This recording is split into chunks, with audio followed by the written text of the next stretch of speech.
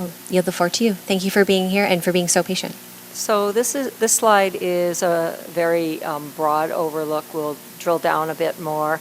But on the community planning and capacity building, obviously we're working really closely with the Puna Community Development Action Committee.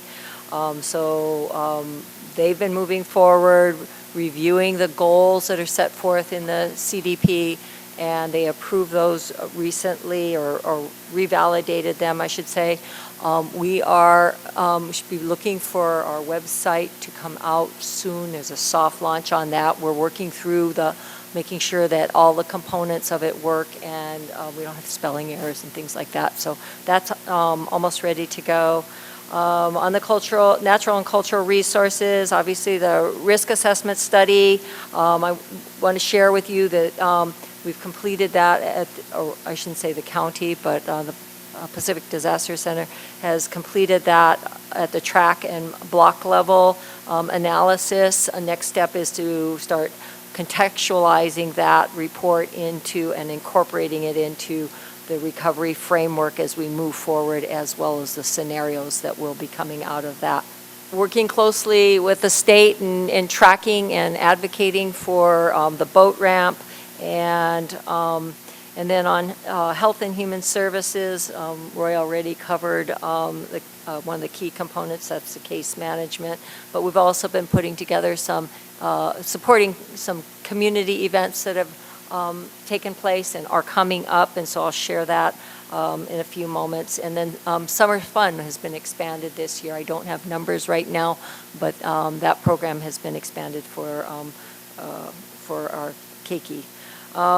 Again, on the economic side, we're trying to put monies back into communities so people are visiting the village town centers, continuing to support agriculture, and in relocation and reestablishment of their farms or new establishment.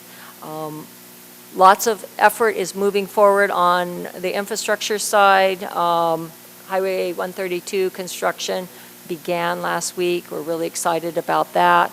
The LiDAR studies are completed, the phototelemetry for the other roads, and a further analysis will be done in road by road. And then the access to the Kipuka off of Pohuiki Road. We are working with the community on that. And Roy, you want to cover housing? Yeah, on housing, we can get as excited on what's happening on the housing as you folks were excited on the hydrogen fuel. Because there are some exciting ideas that we'll be testing, just as the hydrogen fuel needs pilots to really understand the details. We are starting to look into setting up pilots on some new ideas, such as community land trust and revolving funds that can be used for several different purposes to address different needs in housing. So once we are able to start these pilots and understand the details and see how we can make them work the best, then we can ramp them up with other funding sources. So initially we're going to stand these pilots up through the governor's $10 million source, and then later on, if they're successful, then we can tap into the $20 million to leverage them up. Some of the major expenditures over the past few months have focused on restoration.